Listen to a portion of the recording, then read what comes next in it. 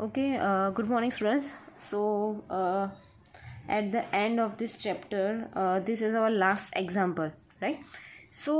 Basically, in uh, this example is a different from the previous all examples, right? So, what are the difference between these two examples, right?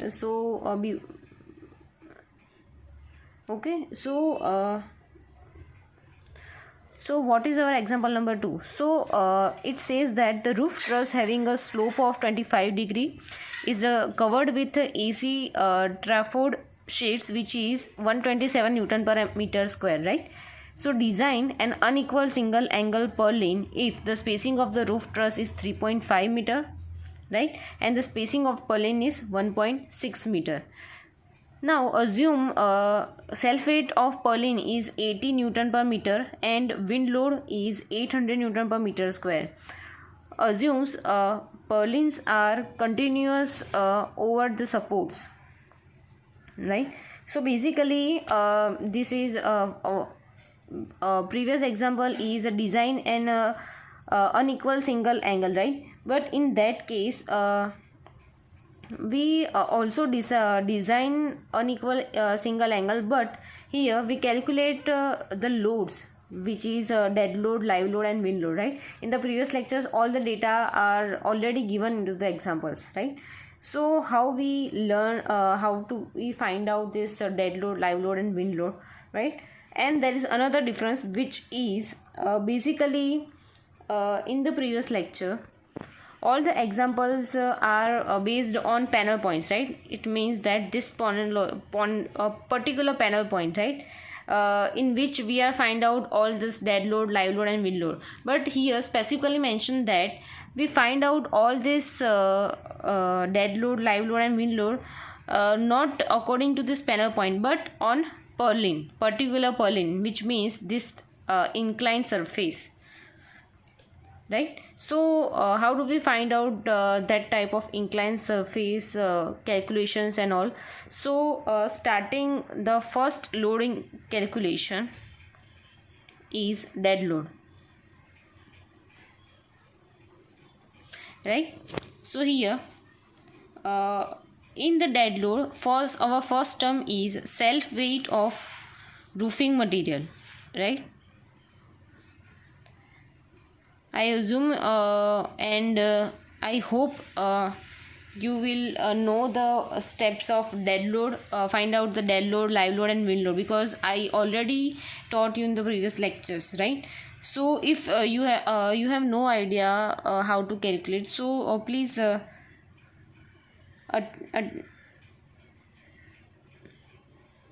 okay, so please pay attention in this lecture, right? So first is self weight of roofing material. So how do we find out this roofing material, right? So here roofing materials is already given, which is this AC sheets, right? And it is also given is 127 Newton per meter square. So here write down 127 Newton per meter square. Now obviously there are basic thing that weight is always given in this Newton, right? Weight units is Newton, right? So basically Newtons is already there, right? So what are the other terms here, which is per meter square? Meter square means area, which is B cross D, which is equal to meter square, right? So here what will we do is equal multiply by area. So in meter square, area is always in meter square, right? So this meter square and meter square both will be cancels, right? So which area we considered, right? So here okay, so here we find roofing because of this roofing material, right? So here we consider purlin, right? So here 1.6 spacing of purlin is already given, which is 1.6, right? And the spacing of roof truss is also given, which is 3.5. So our area is 1.6 multiplied by 3.5. So here 1.6 multiplied by 3.5, right? So our answer is 711.2 Newton, which is our equation number 1. So second, finding out the self weight of purlin. Okay, so how do we find out the self weight of purlin? First of all, we draw this purlin figure, right? So these are your purlin and made some angle of here 25, which is also given in the example, roof truss having slope of 25 degree, right? So it makes an angle of 25 degree here, right? Now self weight of purlin is already given in our example, right? Which is self weight of 180 Newton per meter, right? It means 80 Newton per meter. Also we know, as I said previously, weight is always in unit of Newton, right? So for cancel this meter means cancel this width, it's multiplied by its spacing of roof truss, right, which is 3.5. so multiply by 3.5, right, into meter. So meter is cancelled, and self weight of purlin is 280 Newton, which is a second equation, right? So here, what are the total dead load? Total dead load is equal to, here first and second, which is 711 plus 280, right? So our answer is 991.2 Newton. So here total dead load is already we calculated, but the main point is how do we calculate dead load on purlin? Because in the previous examples, here I show you that this type of in the example we say in this different types of examples, right, previous examples, they say that find out the dead load, live load and wind load on the panel points, right, which means panel points is there, and always loads are on the as a perpendicular surface, right? Loads are generally applied to the perpendicular of the surface, right? So here we apply as a perpendicular surface because it's a point, right? Simple point, load is applied this and this, all direction, but it's same, right? But here we talking about the surface. So surface, here surface is a inclined surface, right? So basically I already told you that the loads are applied perpendicularly in the surface, right? It means that dead loads are given in this direction, perpendicular direction compared to this surface, right? So perpendicular direction is this, right? So basically the load is applied as a this load, this dead load, right? We consider this dead load as this vertically force, which means 991.2, right? But exactly actually we find out this inclined forces, right? Okay, તો basically તમારો જે dead load જે આવ્યો છે, right, એ તમને મળે છે કંઈક આવી રીતે.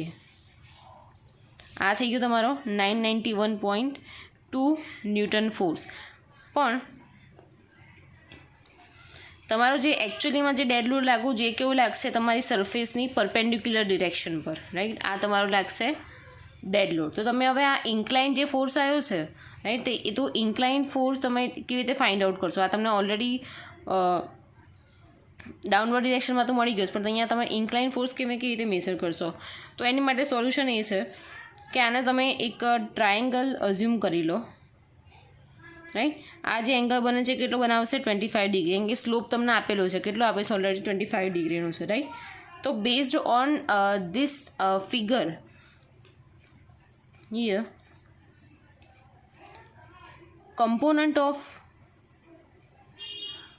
component of dead load, right, which is perpendicular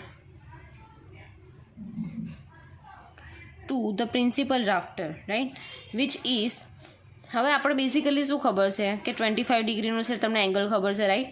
હવે આ એંગલની તમે જોવા જાઓ, બરાબર, તો એક આવી રીતે બનાવે છે,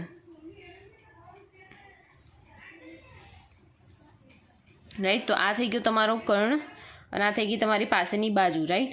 સો તમે અહીંયા cos 25 લેશો, cos 25 ડિગ્રી, મતલબ શું થાય છે,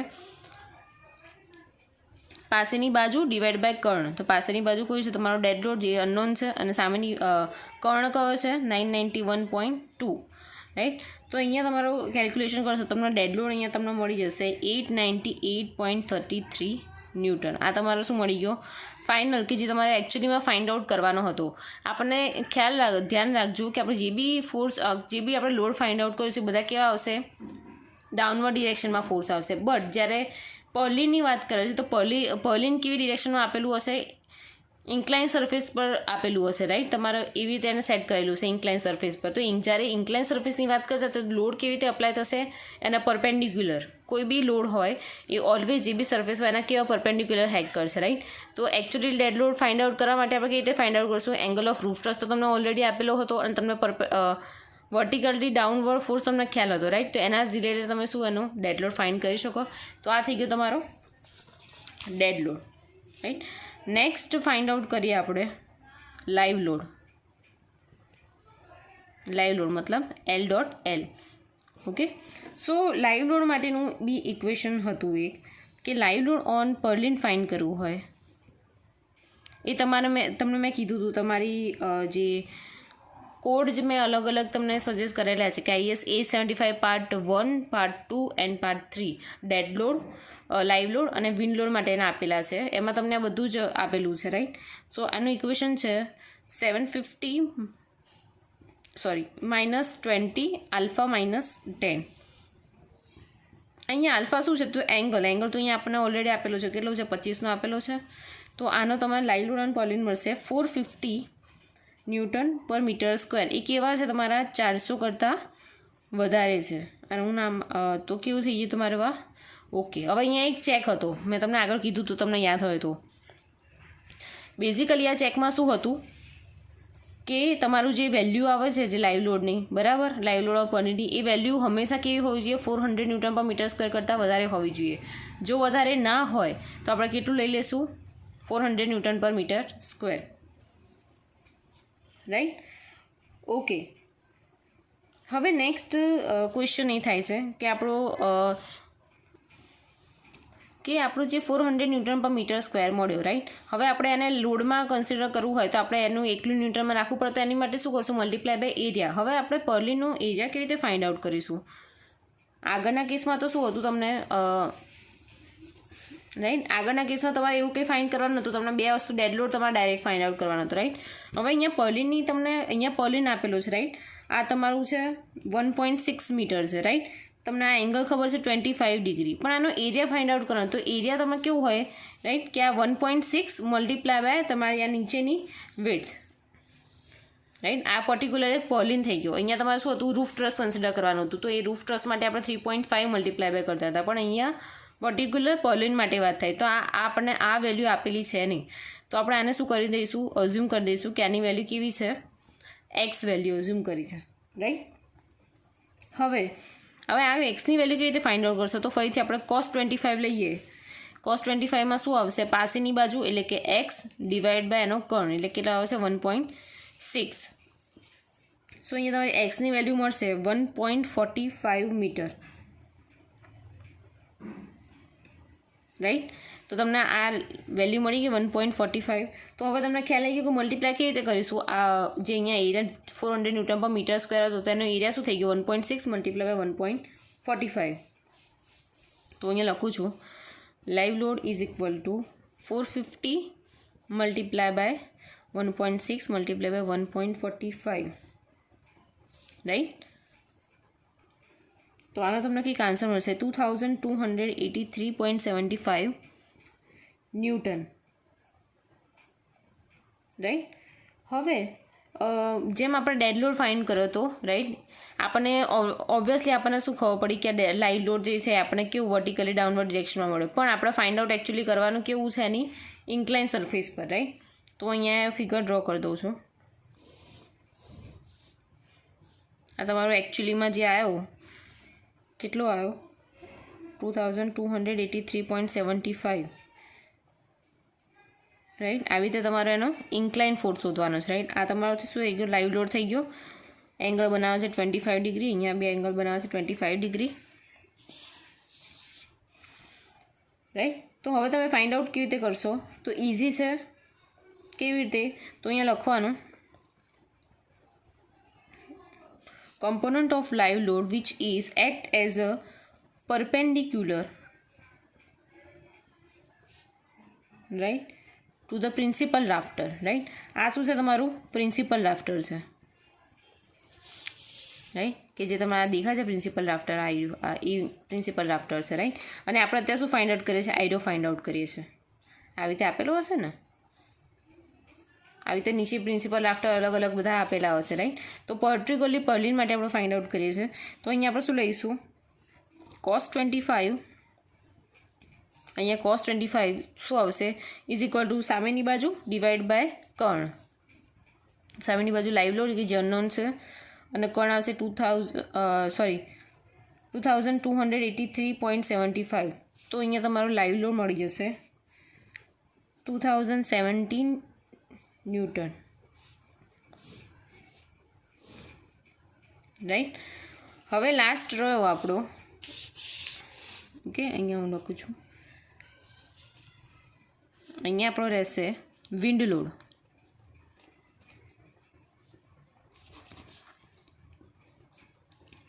ઓકે. સો વિન્ડ લોડમાં હવે શું કરવાનું છે, અહીંયા તો વિન્ડ લોડ આપેલો છે તમને, પહેલાં જોઈ લેવાનું. અહીંયા તમને ઓલરેડી વિન્ડ લોડ તમને પ્રોવાઈડ કરેલું છે, કેટલો છે 800 ન્યૂટન પર મીટર સ્ક્વેર. પણ જો ના આપ્યું હોય તો તમને મેં આગલા લેક્ચરમાં, પ્રીવિયસ લેક્ચરમાં શીખવાડ્યું હતું કે કેવી રીતે કેલ્ક્યુલેશન કરવાનું. તો એવી રીતે તમે યુઝિંગ કોડ તમે કેલ્ક્યુલેશન કરી શકો છો. રાઈટ. સો અહીંયા વિન્ડ લોડનું આપેલું છે વિચ ઇઝ 800 મલ્ટીપ્લાય બાય એનો એરિયા શું આવશે, હવે આનો એરિયા તો 1.6 મલ્ટીપ્લાય બાય 3.5. ઓબ્વિયસલી બધા પર લાગવાનો છે. રાઈટ. તો તમને ખબર છે કે આનું કેટલું છે, તમારી જે 1.6 છે, અને આનું આજુ કેટલું છે, એનું વિડ્થ એ 3 સ્પેસિંગ રૂફ ટ્રસ કેટલું છે 3.5 છે. રાઈટ. 1.6 મલ્ટીપ્લાય બાય 3.5 કર્યું તો અહીંયા શું આવશે 4480 ન્યૂટન. હવે અહીંયા વિન્ડ લોડ છે એટલે સક્શન ક્રિએટ કરશે, એટલે સક્શન ક્રિએટ કરે એની માટે આપણે શેની સાઇન આપણે લગાવીએ છીએ, માઇનસ સાઇન અઝ્યુમ કરે છે સક્શન માટે. right.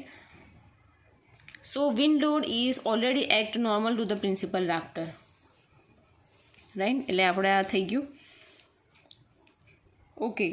સો હવે વાત કરીએ લોડ કોમ્બિનેશન, કે સૌથી ખરાબમાં ખરાબ જે લોડ કોમ્બિનેશન હશે એ આપણે કન્સિડર કરીને એની ડિઝાઇન કરીશું.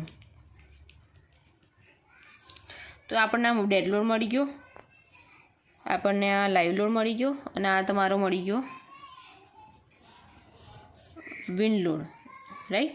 સો હવે ફર્સ્ટ આપણે લઈશું કેસ, અઝ્યુમ કરીએ કે dead load plus live load. Second case આપણે કન્સિડર કરીશું dead load plus wind load. અને થર્ડ આપણે વર્સ્ટ સિનારીઓ એવો કન્સિડર કરીશું કે બધા લાગતા હશે, ડેડ લોડ પણ લાગતો હશે, લાઈવ લોડ પણ લાગતો હશે, અને વિન્ડ લોડ પર લાગતો હશે. રાઈટ. તો આ કેસમાં જોવાનું કે જે સૌથી ખરાબ કોમ્બિનેશન આવશે એ આપણે લઈને આપણે શું કરીશું, એને ડિઝાઇન કરીશું. તો dead load plus live load તમે કેલ્ક્યુલેશન કરશો તો 2968.33 ન્યૂટન આન્સર આવશે. આનો આન્સર તમને મળશે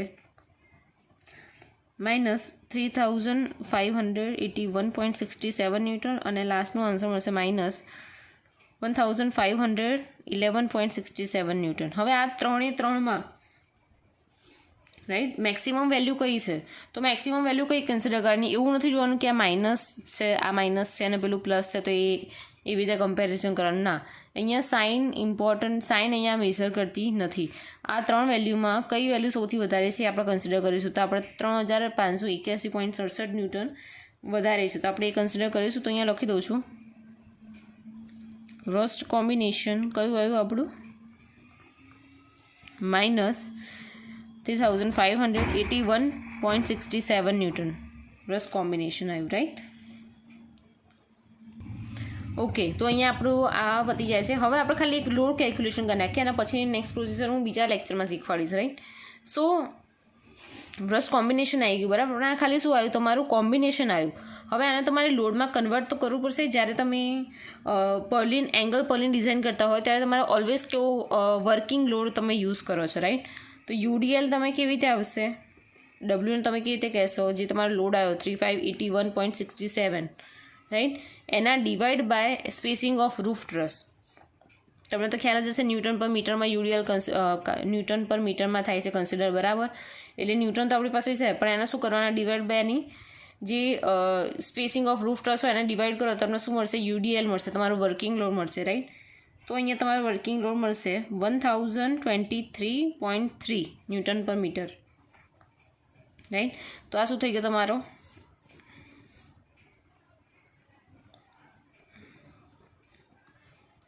વર્કિંગ લોડ. સો અહીંયા આ એક્ઝામ્પલનો 1/2 પોર્શન અહીંયા ફિનિશ થાય છે, રાઈટ. હવે નેક્સ્ટ પોર્શનમાં તમારે શું કરવાનું છે, design an unequal single angle purlin, બરાબર. તો એ આપણે નેક્સ્ટ લેક્ચરમાં જોઈશું. તમને આમાં જો કોઈ બી ડાઉટ હોય તો તમે મને કહી શકો છો.